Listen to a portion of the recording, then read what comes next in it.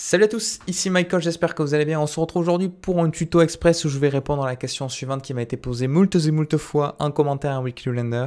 Michael, comment tu fais pour faire une simulation de close qui est attachée à un objet, par exemple un tissu attaché à une main, et à un moment, la main lâche le tissu avec du coup une simulation sur cet objet-là. Ok? Donc vous voyez, dans un premier temps, j'ai des keyframes qui va venir animer on va dire le parent de mon tissu qui va se balader. Et ensuite, hop là, celui-ci va subir une gravité pour s'écraser au sol, avec à la fois une collision de l'objet qui est attaché et une collision de mon tissu. Ok? Donc on va voir tout ça dans Blender, ça nécessite quelques connaissances vraiment basiques en termes d'animation et de simulation. J'expliquerai ce que je considère un petit peu plus avancé en détail dans la vidéo.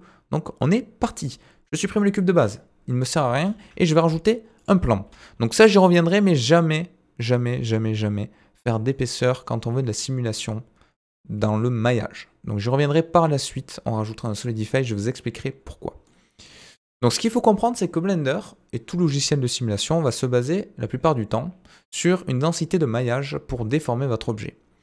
Il faut garder en mémoire que plus vous allez avoir de la topologie, donc plus vous allez avoir de faces, des arêtes et des points, et plus votre potentiel de déformation sera élevé. Donc là, actuellement, si je passe à mode édition, j'ai une seule face, donc mon potentiel de déformation, il est nul, il est de 0. Je ne peux pas déformer une face, ok? Donc il me faut plusieurs faces. Donc je vais faire plusieurs subdivisions avec clic droit subdivide d'un certain nombre. Je vais m'arrêter ici, ça me paraît pas mal. Et là, le but, c'est de vraiment trouver le point d'équilibre optimum entre densité de maillage et la qualité que je veux obtenir en termes de simulation. Si j'ai un tissu vraiment en fond dans une scène, je ne vais même pas faire de simulation. La plupart du temps, on va utiliser des shape keys pour déformer l'objet. Si en contrepartie, j'ai quelque chose en premier plan, on va faire comme je fais actuellement. Je rajoute un petit peu de topologie. Ça va alourdir les calculs, bien évidemment. Et après coup, parce que là, vous voyez, j'ai pas mal de faces, mais c'est pas suffisant pour obtenir vraiment un tissu froissé très satisfaisant. Et après coup, je vais rajouter par-dessus la simulation du Subdivision Surface pour adoucir un petit peu tout ça. Mais en entrée, la plupart du temps, on ne met pas quelque chose avec une très haute densité. Okay, sauf si vraiment vous voulez attendre 3-4 heures que la simulation se fasse. Là, ce n'est pas le but aujourd'hui. Donc une fois que j'ai ceci, je vais rajouter un plan sur lequel je veux une collision. Hop là, donc je vais le descendre, faire un rescale. Et là, j'appuie sur espace. J'appuie sur espace, il ne se passe rien, rien ne bouge. Pourquoi? Parce que j'ai rien indiqué à Blender. Lui, il ne peut pas deviner. Donc je vais sélectionner mon plan d'en haut. Je vais lui dire que ceci, c'est un objet de type Close. Donc je suis allé dans le Physics Properties, je clique sur Close. Et là, magie, j'appuie sur espace, j'ai bien de la gravité de la simulation, mais mon tissu passe à travers mon sol. Ça, c'est pas top. Mais pareil, Blender ne peut pas deviner quel objet doit faire partie de la simulation de l'environnement et sur lequel il doit mettre du coup des collisions. Donc je vais sélectionner mon plan d'en bas et je vais cliquer sur collision. Et là, quand j'appuie sur espace, hop là, j'ai bien une collision. Alors aucune déformation parce que les deux plans sont parallèles et du coup l'algorithme fait en sorte que j'ai pas de rebond, j'ai rien du tout, par défaut. Donc ça me va, on va dire, dans un premier temps. Je vais sélectionner cet objet, je vais l'isoler avec le slash à côté du verrouillage numérique de pavé. Hop là, c'est plus simple pour travailler, comme ça j'ai pas le sol qui m'embête dessous. Maintenant je vais devoir indiquer à Blender l'objet, la partie de l'objet qui va être statique. Dans ma simulation ici, j'ai bien une partie de l'objet qui n'est pas simulée. Vous voyez, le centre de mon tissu, il doit être fixe. Lui, il ne doit pas subir la gravité comme le reste de mon objet. Alors comment je fais? Je pourrais passer en mode édition et sélectionner les endroits d'attache, ce qu'on appelle un pin en anglais, donc une attache sur mon objet. Moi, je vais directement aller dans le Weight Paint et vous allez voir ce qui se passe. À droite, je vais exprès aller dans le Object Data Properties. Par défaut, vous voyez, je n'ai aucun vertex group. Mais qu'est-ce qui se passe si je peins au centre de mon objet? Je peins au centre et ça va me rajouter automatiquement un groupe ici. Donc ça, c'est nickel. Et du coup, je peins. Et quand je vais peindre, donc ça, c'est des données attachées au vertex. C'est-à-dire que sur chacun des points que j'ai peints, Blender va assigner un poids. C'est pour ça que là aussi, la densité de points, elle est très importante. Parce que plus je vais avoir une densité élevée, et plus je vais pouvoir peindre de manière précise. Là, vous voyez, il fait une sorte de dégradé, mais il attache vraiment des valeurs point par point. C'est pour ça que quand je peins, c'est pas ultra précis. Donc là, c'est pas mal, il m'a assigné un poids, c'est-à-dire qu'à cet endroit-là, mon objet ne va pas bouger. Ok? Et j'ai bien un groupe qui lui a été assigné, que je peux appeler attache. Et je peux retourner en Object Mode. D'accord? Donc maintenant, je dois bien indiquer à Blender que ce groupe-là, il doit être pris en compte pour la simulation. Parce que là, si je fais espace, ça ne change rien du tout. Donc je vais aller dans Physics Properties, je vais descendre tout en bas de mon close, et dans Shape, je vais cliquer sur Pin Group. Et là, j'ai bien mon groupe, mon vertex group attache. Je clique dessus et si je fais espace, j'ai ceci. Magnifique. Magnifique, mais qu'à moitié parce que là, il y a plein de soucis. Le premier, c'est le shading. Il est en flat, donc je fais clic droit, shade smooth, ça aide un petit peu. Ok. Le second, c'est que j'ai pas assez de subdivision. J'en ai même aucune. J'en ai aucune. Donc je vais aller ici dans le modifier properties et je vais rajouter. Je pourrais rajouter une subdivision ici, subdivision surface, vous voyez, ça adoucirait tout ça, mais ça va un petit peu faire ralentir ma vue 3D. Donc dans un premier temps, on va dire que ce problème, on l'oublie, on le corrigera à la fin. Et un autre souci, et pas des moindres, c'est que mon tissu passe à travers de lui-même. Parce que par défaut, Blender, pour gagner du temps en termes de simulation, il va dire « Je vais calculer uniquement les collisions par rapport aux autres objets que tu m'as indiqués en type collision », comme on a fait pour le sol juste avant. Pour activer le Self Collision, on a quelque chose dans Blender, pareil, on le corrigera après coup. Là, vous remarquez que si j'appuie sur espace pour lancer ma simulation et que je déplace mon objet, il essaie de faire une sorte de simulation en temps réel, mais en fait, il ne le fait pas vraiment. Il passe juste du point A à B en faisant une simulation et du coup, ça fait un côté élastique comme ça. Donc moi, je vais devoir créer un lien de parenté avec un objet qui va être en quelque sorte son attache comme une main qui tiendrait un objet pour le déplacer. Deux possibilités. Si je veux seulement déplacer mon tissu en temps réel, je peux utiliser un empty, mais mon empty n'aura pas de collision. Et si je veux faire comme dans l'exemple, déplacer mon objet, mon tissu qui suit, et ensuite faire une chute avec de la physique et une collision au sol, là je suis obligé de rajouter un objet type mesh. C'est ce que je vais faire. Je vais prendre un cube, faire un rescale pour obtenir quelque chose de très petit comme ceci. CTRL A, scale pour appliquer l'échelle. Je vais sélectionner dans un premier temps mon tissu. J'appuie sur Shift pour ajouter une sélection. Je sélectionne mon cube. Je fais CTRL P, Object. Et là, quand je déplace mon cube, vous voyez que j'ai bien le plan qui suit. Donc là, j'ai pas de simulation parce que j'ai pas appuyé sur espace. Quand j'appuie sur espace et que je déplace mon cube, vous voyez, j'ai bien une simulation en temps réel. C'est magnifique, c'est exceptionnel. Là, c'est relativement fluide, comme je vous ai dit, parce que j'ai pas de subdivision surface, j'ai assez peu de polygones et j'ai pas de self-collision. Donc, on peut s'amuser pendant des heures, comme ceci, à faire une simulation en temps réel. Donc, si vous avez un personnage avec, par exemple, une cape ou autre, on peut faire des points d'attache ici au niveau des épaules et quand il va avancer, vous verrez en temps réel ce qui se passe. Donc ça, c'est assez intéressant.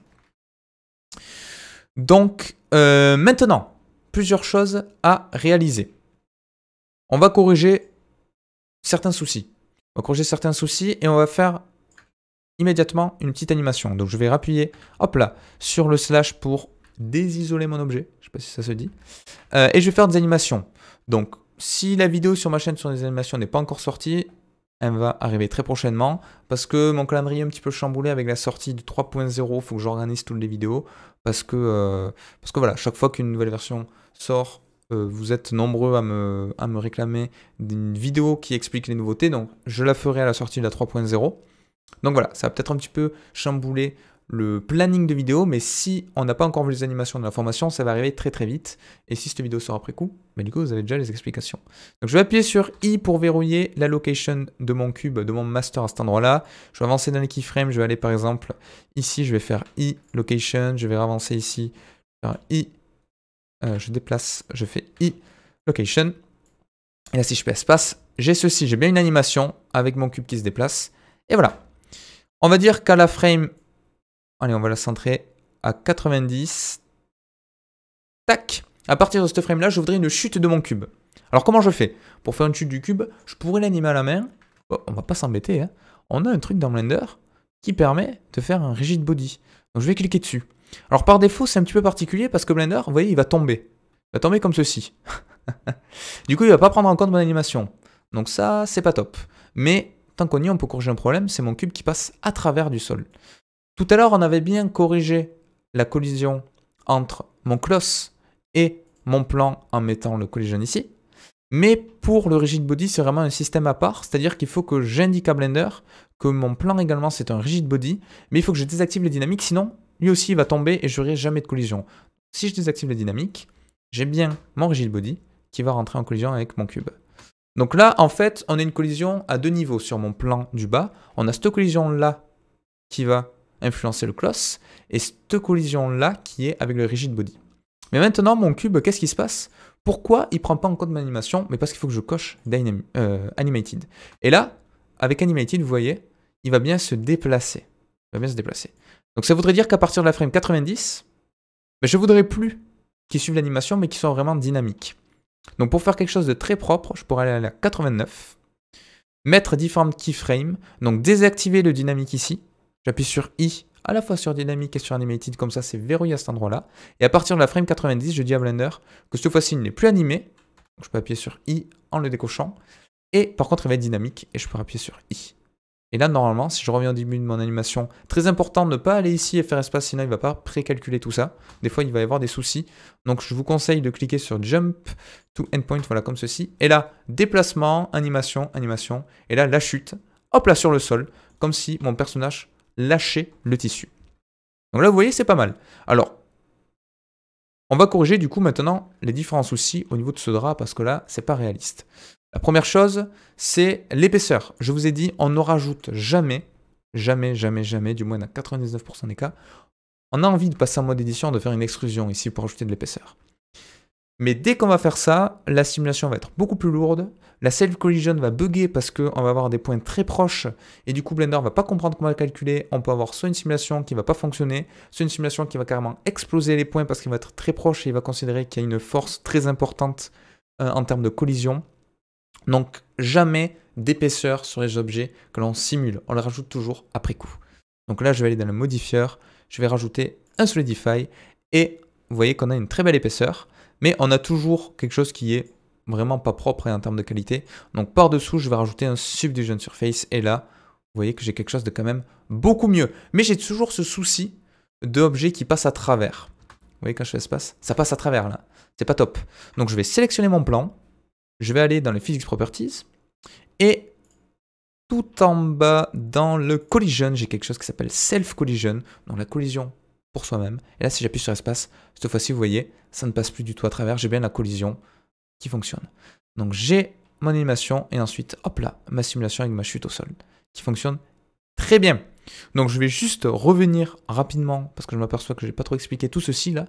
En gros, je dois indiquer à Blender que dans un premier temps, mon rigid body, je peux pas lui dire en fait, au début tu es rigide et à la fin, au début tu n'es pas rigid body, puis à la fin tu l'es. C'est soit il l'est, soit il l'est pas. Donc c'est un rigid body, mais qui va s'activer qu'à un moment donné. Donc dans un premier temps, il n'est pas dynamique. Ça on pourrait le laisser cocher en réalité, mais c'est moins intuitif je trouve. Il n'est pas dynamique, mais il est animé.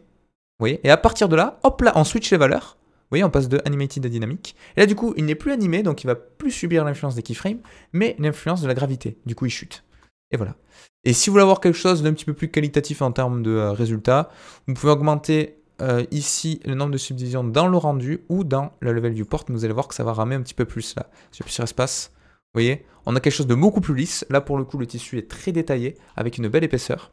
L'avantage également de passer par un Solidify et dessous mon Subdivision Surface, c'est que mon épaisseur va être un petit peu lissée sur le côté, vous voyez. Donc ça c'est assez sympa. Mais ça demande un petit peu plus de ressources. Donc plus elle va augmenter, bien évidemment, plus les ressources nécessaires sont importantes. Là, je suis à 12 FPS, par exemple. Donc vous pouvez après coup baker l'animation si vous le souhaitez, et faire des rendus comme vous le voulez. Donc voilà, c'est tout pour aujourd'hui. J'espère que ça aura répondu à la question, que ça aura aidé un certain nombre d'entre vous. Je vous dis à très très vite pour la suite de la formation. Merci d'être de plus en plus nombreux de me suivre sur les réseaux sociaux, sur YouTube, sur Discord qui est présent dans la description. Si vous avez des questions, on est bientôt 4000 membres, donc c'est vraiment insane. Merci à tous. Et à très très vite pour d'autres vidéos sur Blender. Ciao ciao.